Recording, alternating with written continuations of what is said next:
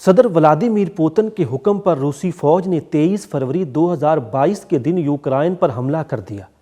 اس سے پہلے یوکرائن کی ملحقہ سرحد پر روسی فوج گزشتہ سال 2021 کے آخر سے فوجی مشقیں کر رہی ہے۔ روسی حکومت نے یوکرائن پر حملے کے ارادے کی تردید بھی کی۔ سوویت یونین کے خاتمے کے بعد روس کا یوکرائن پر یہ دوسرا بڑا حملہ ہے۔ 2014 میں روس نے یوکرائن پر اس وقت بھی حملہ کیا تھا جب روس کے حمایت یافتہ صدر کو اقتدار سے الگ کیا گیا۔ روس کہتا ہے کہ یوکرائنی صدر کے خلاف وہ احتجاج امریکہ اور نیٹو اتحاد کے ممالک کی ایما پر ہوا تھا۔ 2014 کے حملے میں روس نے یوکرائن کے جزیرہ کریمیا پر قبضہ کر لیا تھا۔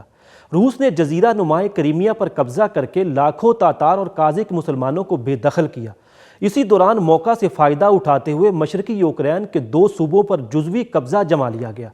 لیوہانسک اور ڈونیسک صوبے یوکرائن کے زرخیز ترین علاقوں میں شمار ہوتے ہیں۔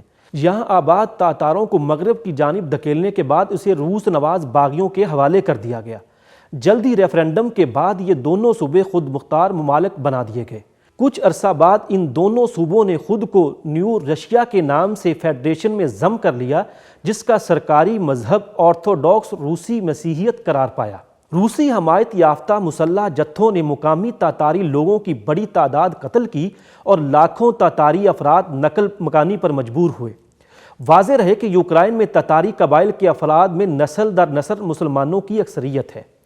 سوال یہ ہے کہ روس نے یوکرائن پر حملہ کیوں کیا؟ یوکرائن پر روسی حملے کی وجہ جاننے کے لیے تاریخ میں جھانکنا ہوگا۔ سوویت یونین اور روس کے ٹکڑے ٹکڑے ہونے کے الفاظ آپ نے سن رکھے ہوں گے۔ 1921 میں سوشلزم نظریات کی حامل 4 ریاستوں نے اتحاد بنایا۔ 1956 تک اس اتحاد میں 15 ریاستیں شامل کر لی گئیں۔ ان ریاستوں میں سے ایک یوکرائن بھی تھا۔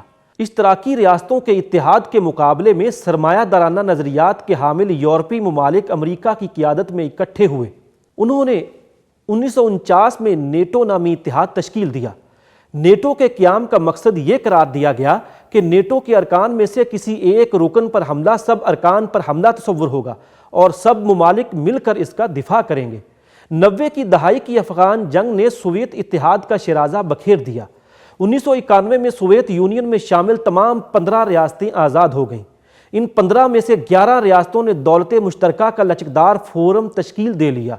روس اور بیلاروس دوبارہ متحد ہو گئے۔ لیتھوینیا، اسٹونیا اور لیٹویا یہ 3 ریاستیں نیٹو اتحاد میں شامل ہو گئیں۔ کچھ وقت کے بعد پولینڈ اور رومانیہ بھی نیٹو اتحاد میں شامل ہو گئے۔ یوں روس کی سرحد سے ملحق یا قریب 5 ریاستیں روس مخالف اتحاد نیٹو میں شامل ہو گئیں۔ 2014 سے یوکرائن میں نئی حکومت بھی نیٹو اور یورپی یونین کے اتحاد میں شامل ہونے کی کوشش کر رہی ہے۔ بین الاقوامی ماہرین کے مطابق سرد جنگ کے خاتمے پر روس کو یہ یقین دہانی کروائی گئی کہ نیٹو اتحاد مشرق کی طرف یعنی روس کی طرف ایکسپینڈ نہیں ہوگا۔ امریکہ اور نیٹو کی اس یقین دہانی کے برعکس نیٹو 5 بار مشرق میں روس کی طرف ایکسپینڈ ہو چکا ہے۔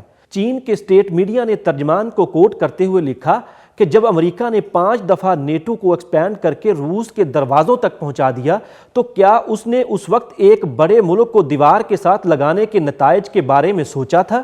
2014 اور 15 میں روس اور یوکرائن میں منسک کے 2 معاہدوں کے بعد جنگ بندی ہوئی تھی۔ جنگ بندی معاہدوں میں روس کی یہ شرط تھی کہ یوکرائن روسی نواز باغیوں کے زیر قبضہ دونوں علاقے آزاد قرار دے گا۔ ایز یو امیجن، روس نے حالیہ حملے میں پہلے یوکرائن کے ان دونوں علاقوں کو آزاد تسلیم کیا اور پھر ان میں اپنی فوجیں داخل کر دیں۔ یوکرائن کے نیٹو میں شامل ہونے سے روس کے جزیرہ کریمیا پر رفت کمزور ہو جائے گی۔ روس کے گرم سمندر تک پہنچنے کا راستہ بھی یہی ہے، اس لیے روس اسے اپنے لیے لائف لائن سمجھتا ہے۔ یوکرائن کی نیٹو میں شمولیت سے روس کی گرم سمندر تک پہنچ خطرے میں پڑ جائے گی۔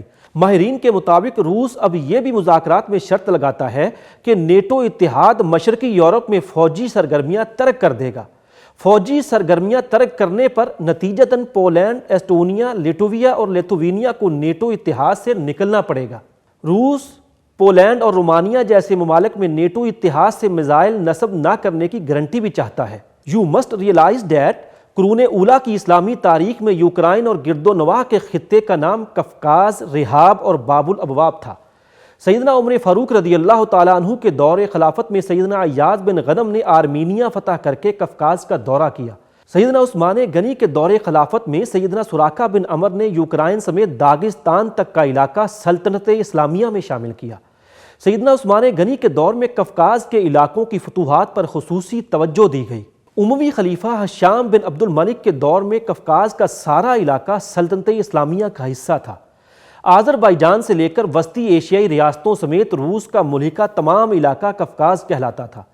اس علاقے میں کوہ کہف کا مشہور تاریخی پہاڑی سلسلہ واقع ہونے کی وجہ سے یہ علاقہ قفقاز کہلایا۔ 1918 کے روسی انقلاب سے پہلے سارے خطے میں مسلمانوں کی تعداد بہت زیادہ تھی۔ 1944 تک یہاں کے مسلمانوں کو اجتماعی طور پر ملک بدر کیا جاتا رہا۔ سوویت یونین سے آزادی پانے والی بیشتر ریاستیں آج بھی مسلمان قبائل کی بڑی تعداد پر مشتمل ہیں۔